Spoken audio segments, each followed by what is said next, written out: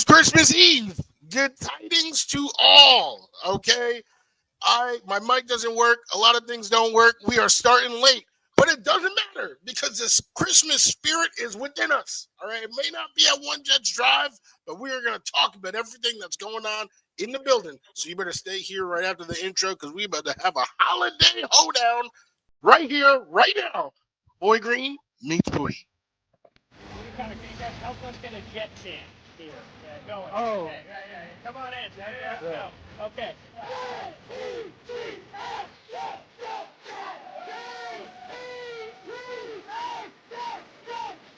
Third Party Thursday.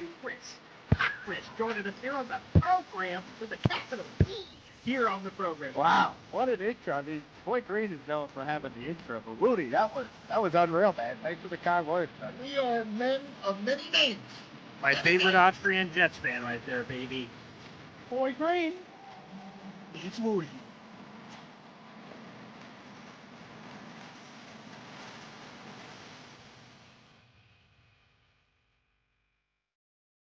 Welcome to an episode of Boy Green Needs Wudi. I promise you it is not 1987. I just got some technical difficulties over here, but it is your boy James Wudi. I am Wudi, rocking everywhere. And right there, you know he is the boy who became king, Mr. Paul Esden Jr., Boy Green himself. How you doing on this Christmas Eve? I love this. I feel like I'm on a game show. I'm not sure what's up for grabs or what I could possibly win today, but I know something the fans could possibly win. I'll throw that up real quick. The Boy Green emoji contest and raffle giveaway, baby. Every Boy Green Coffee Club membership that gets gifted enters you for a chance to win our grand prize at the end of the season or the end of the month, excuse me.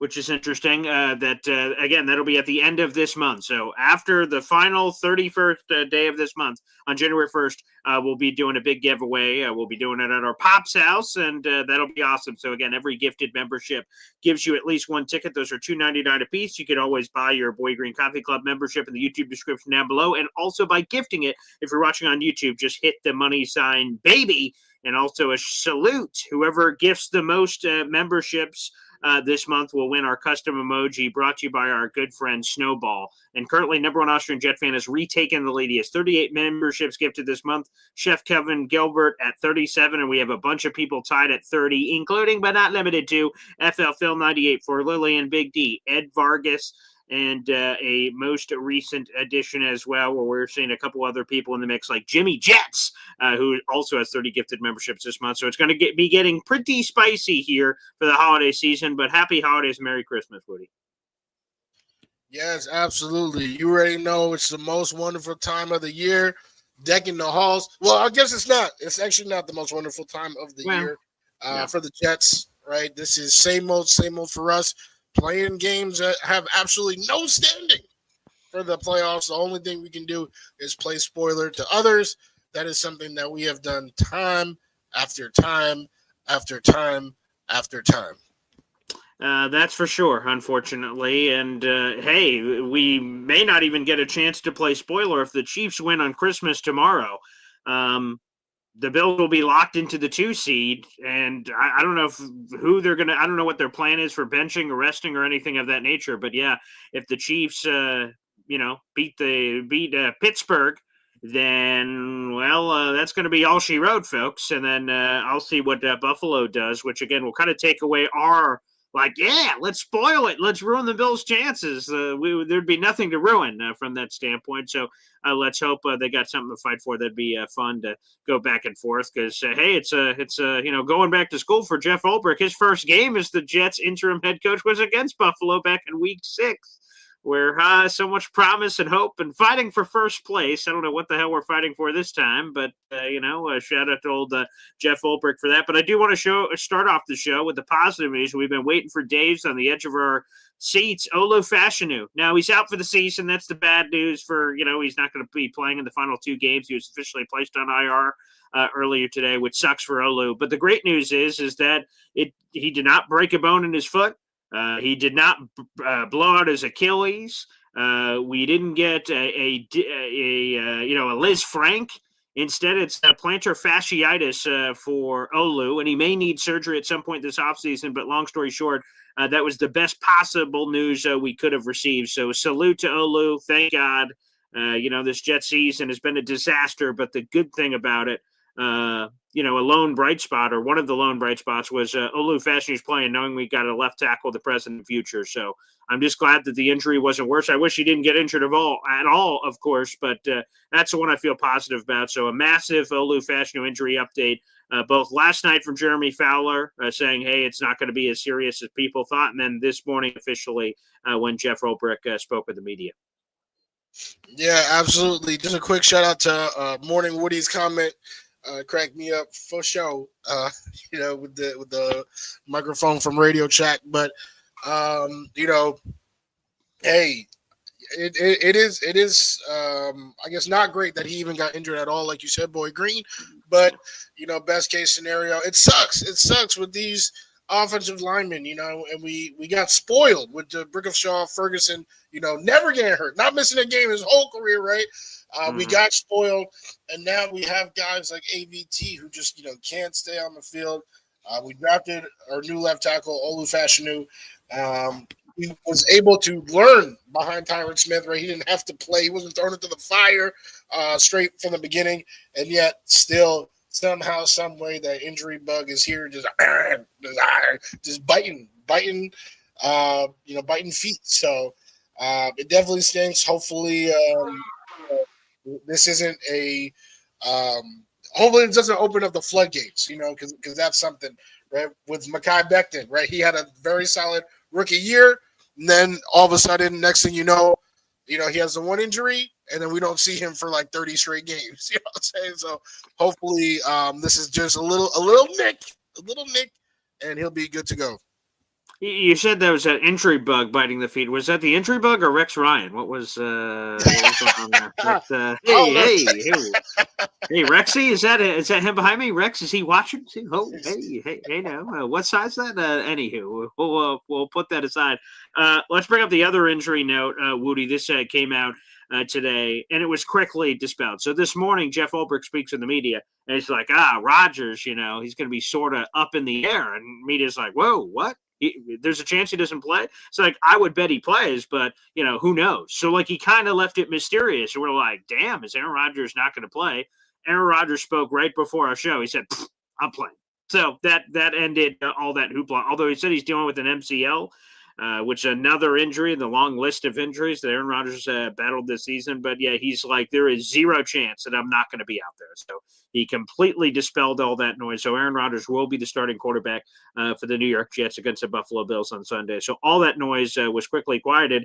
And we did our history show last week, Woody. He's one touchdown away from the 500 touchdown club. He's Garrett Wilson 13 yards away from another 1,000-yard season, which will be the first receiver since George Sauer to have 3 straight 1,000-yard seasons. That's the mid-60s.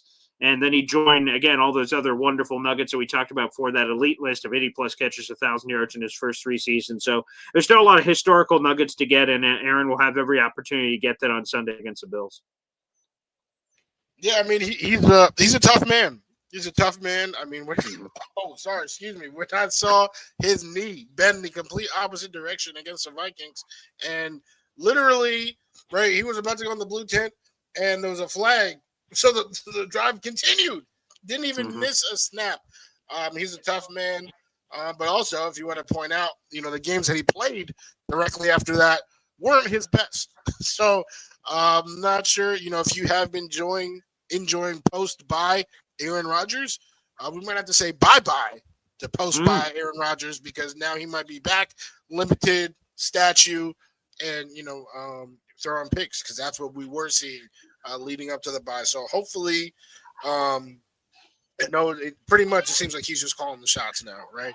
I mean, you look at the last game, didn't punt one time, barely even kicked a field goal, because Aaron, he's like, oh, let's go for it, with his tunnel vision on Devontae Adams. So it looks like these last, 3 or 4 games, they are just letting him run the show. We don't have a coach. We don't have nothing. So hopefully Aaron is not, doing the wrong thing, sacrificing everybody else for his own gain.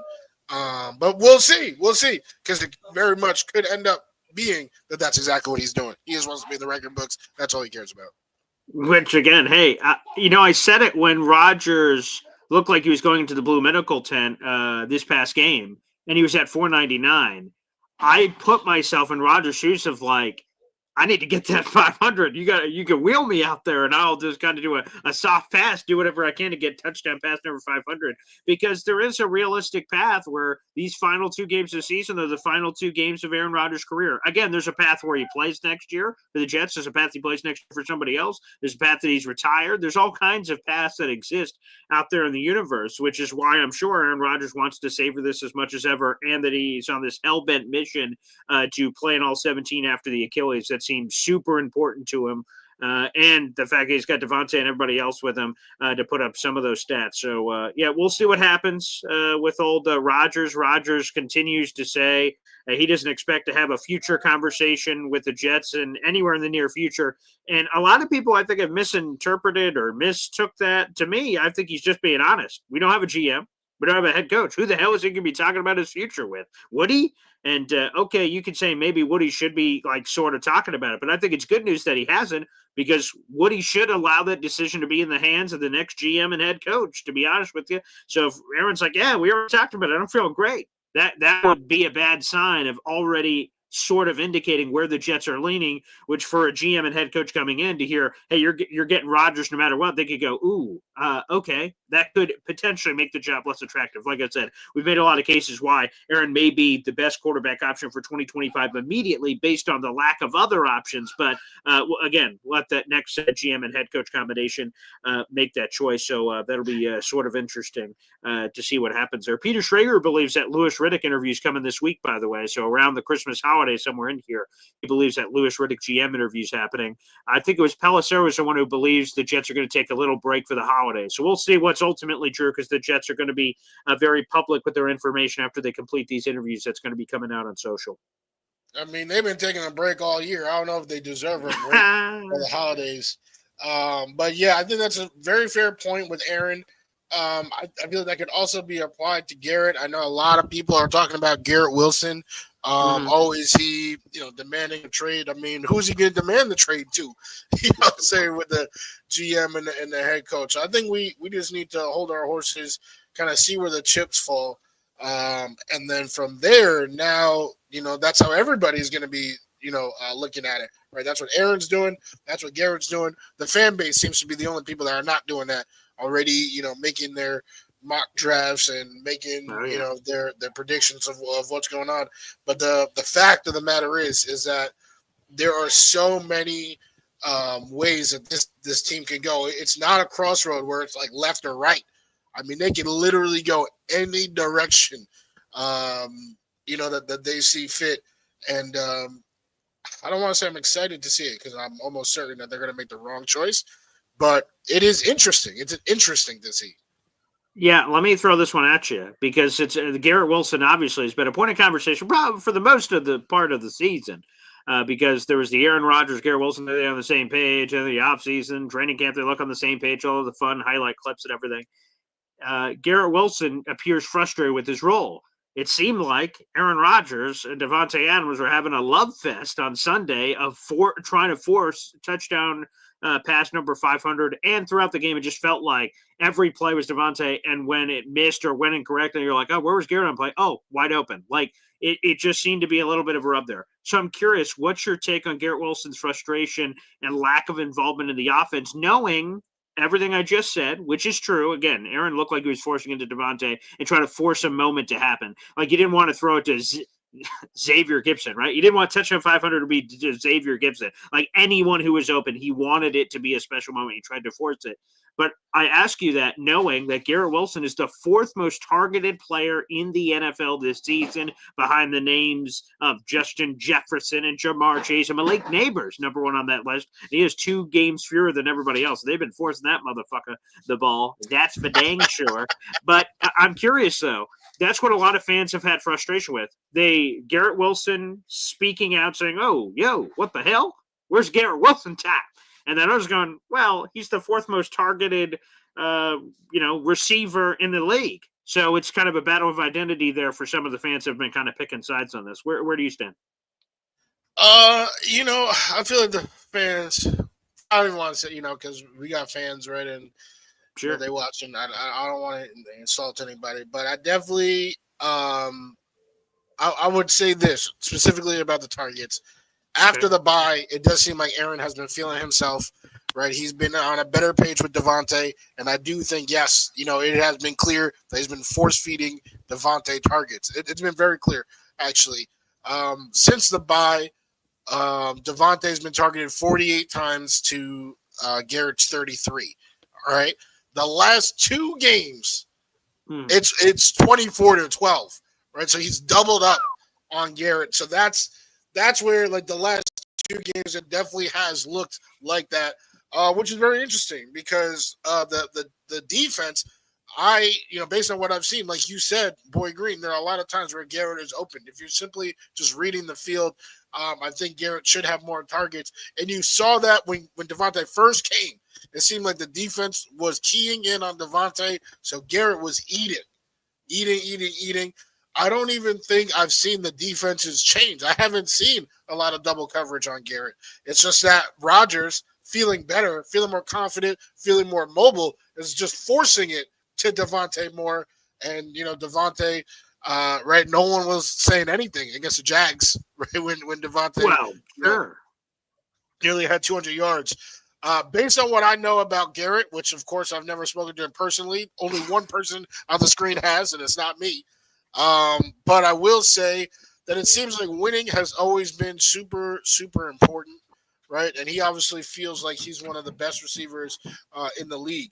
So I think those in conjunction are what he's all about. And I think if a game like the Jaguars game, if that happens 8 times and the Jets have 8 more wins than they do right now, I don't think he's upset. But, to have those types of games happen, or, a game like this past one against the Rams happen and they lose, then it's like, well, what more could I have done to help get us over the hump? It's actually, to a degree, very similar, in my opinion, to what Elijah Moore was saying. Oh, boy. But Elijah Moore was complaining in the win, right? So we were just all like, oh, shut up. We winning. We don't need you. Yeah. You know what I'm saying? But I feel like it's a very similar concept of, hey, I know what I can do. I can be a part of this team. And Garrett, I think, is more willing to take a back seat as long as it translates to wins. So I personally don't think it's as big of a deal as everyone's made it seem, because I do think, get Vrabel in there, Flores, get some of these coaches in there, and we will start seeing the wins. Yeah, I would just say part of the thing, and again, I want to make this very clear. Aaron Rodgers has forgotten about more football than I will ever know. He's a Hall of Famer. I'm a boob that's just doing the show from his house. But I think it's sort of bullshit that Aaron Rodgers is asked after the game, Garrett Wilson, not many targets, Aaron. What happened there? He's like, they're running 2 shell. So, yeah.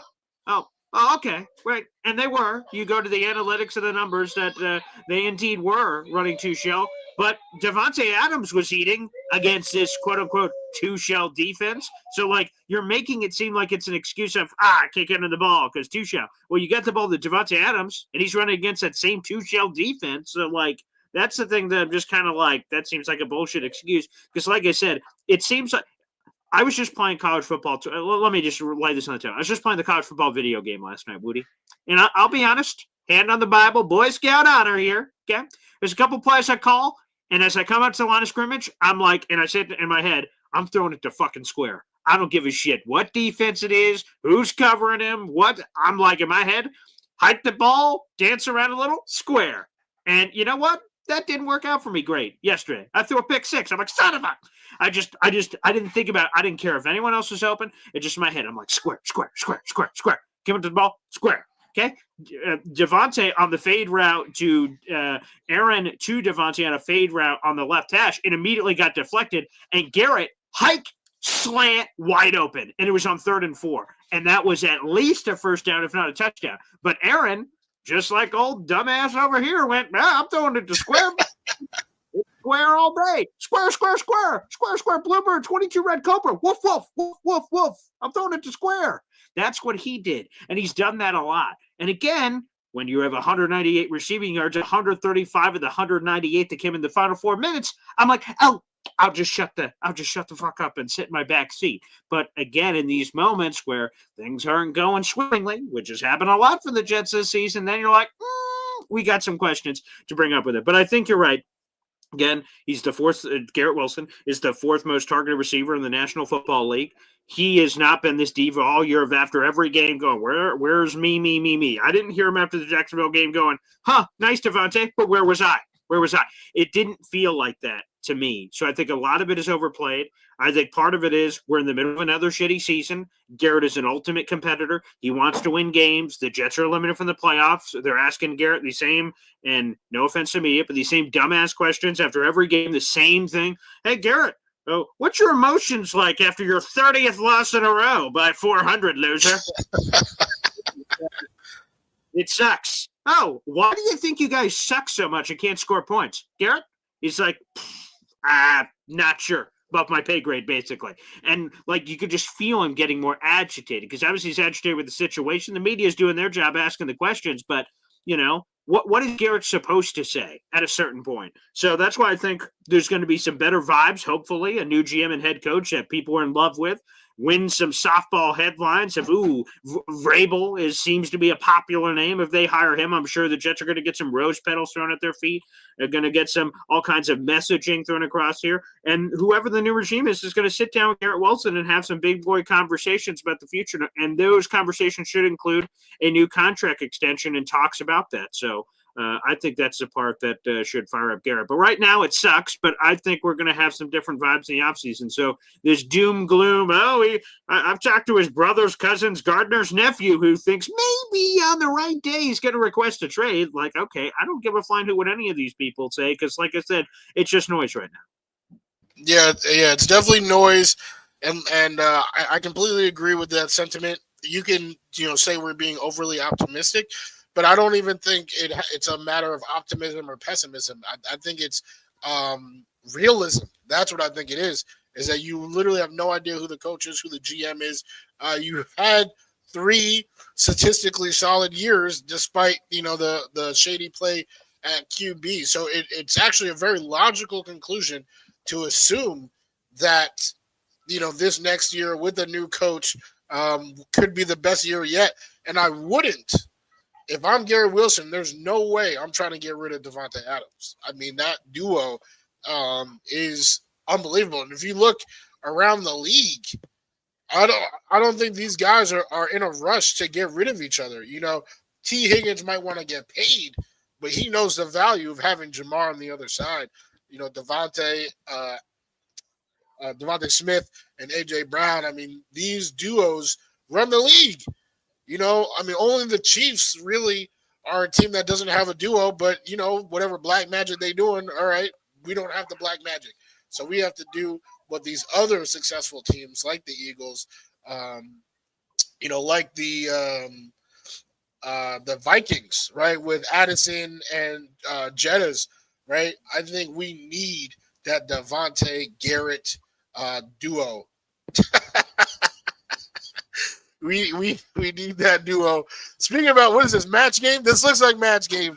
And if it is match game, that's what I'm saying. I need that Davante Garrett match for as long as Davante is willing to play in this league.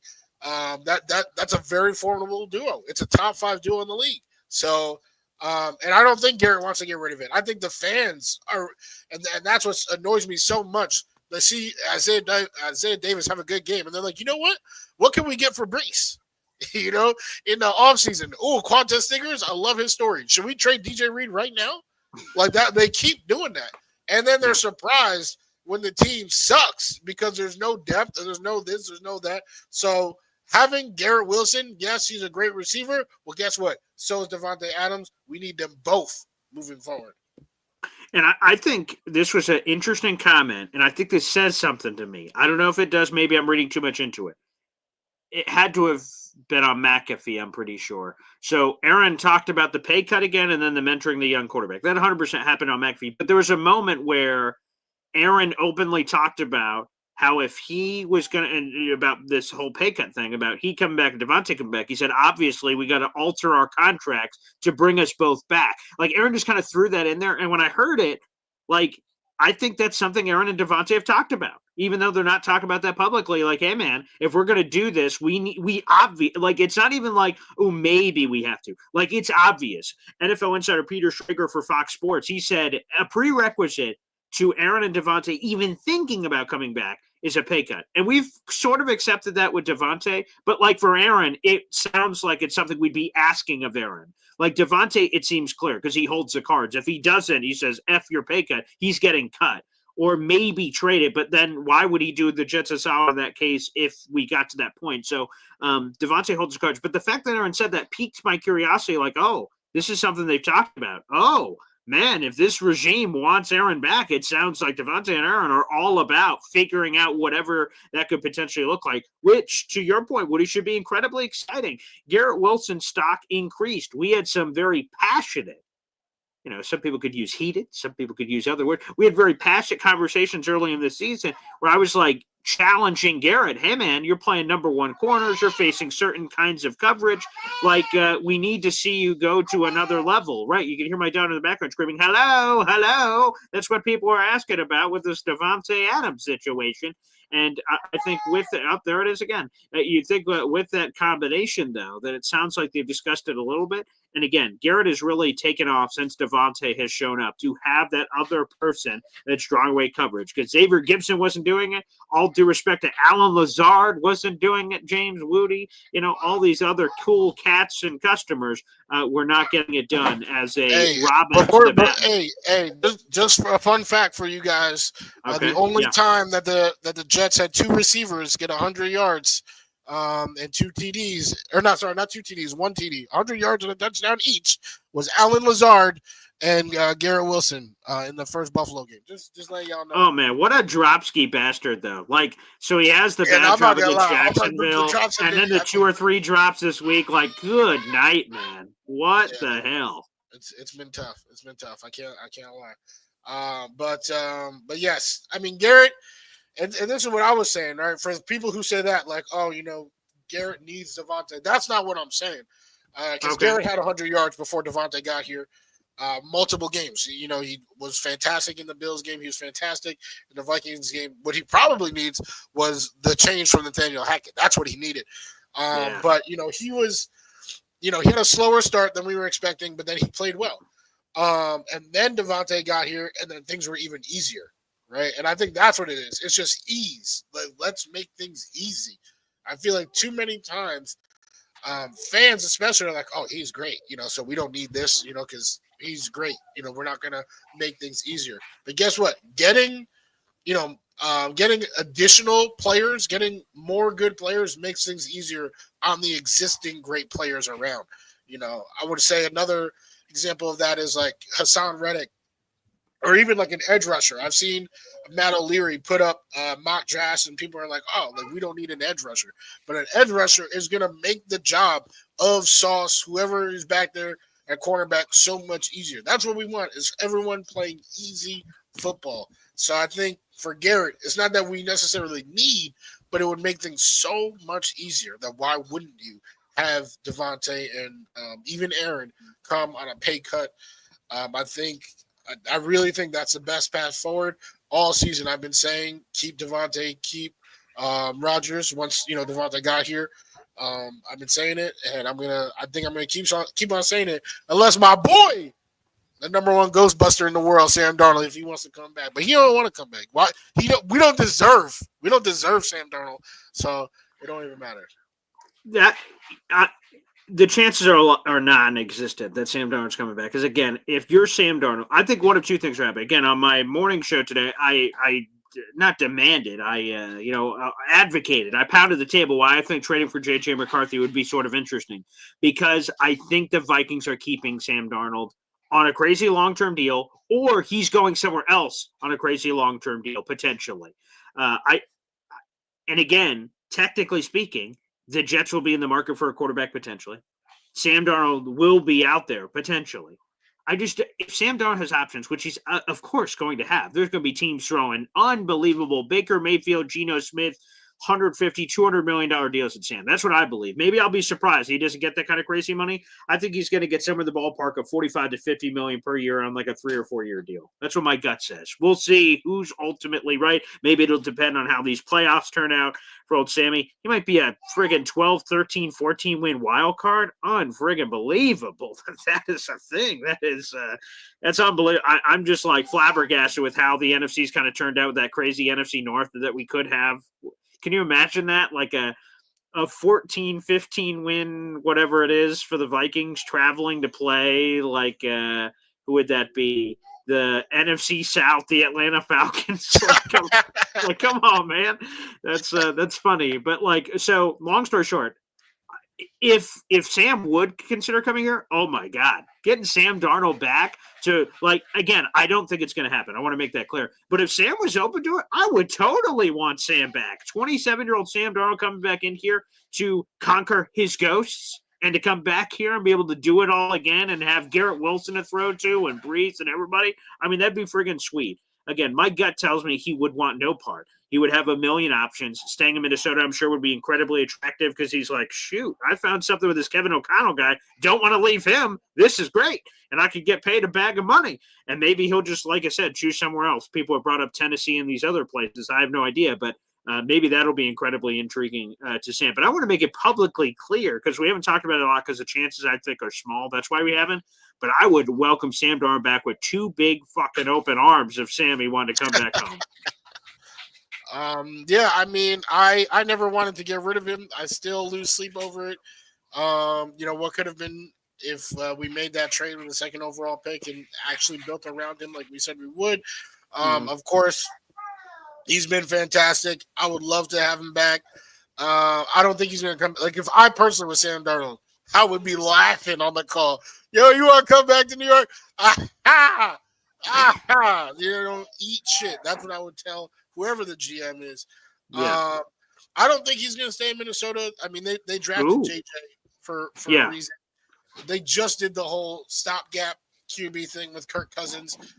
That's essentially what Darnold would be, like that veteran, you pay the veteran.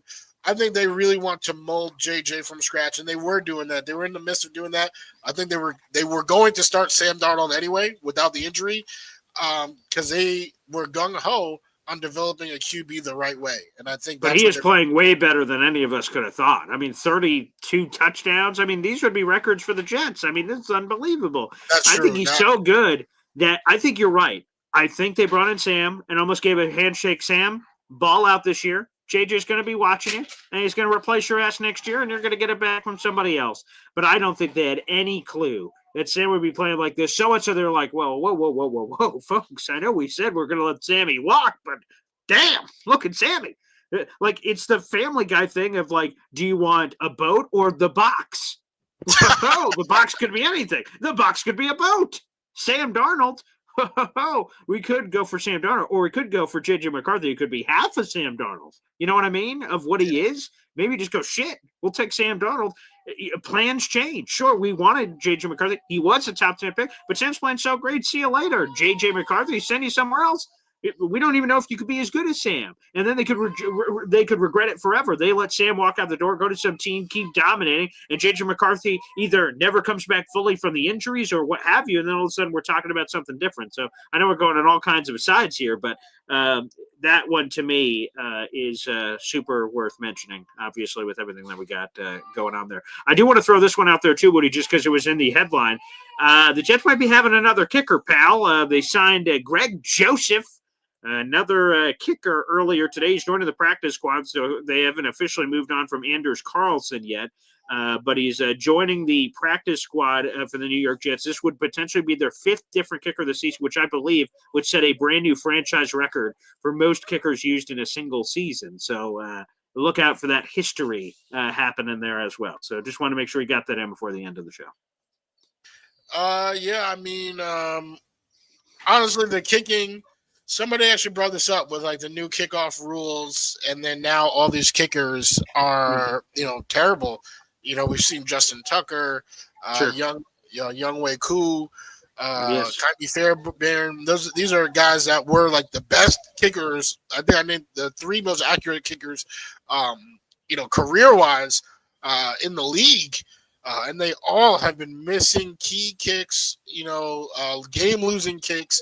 And then, of course, we've seen Greg Zuerlein, our guy, Walk Zuerlein. That was the name of one of my fantasy teams. I had to change it mid-season, and which, by the way, he might be back. Ulbrich left the door open for him to return and be the kicker for the Jets on Sunday off of IR. Hey. I mean, honestly, like I said, I was hating on him, but after seeing league-wide what's been happening, really the only kicker that has been left unscathed is Brett Maher on the Cowboys. Like I've seen. No, you're talking about Brandon Aubrey. Brett Maher was a former Jets kicker way long ago.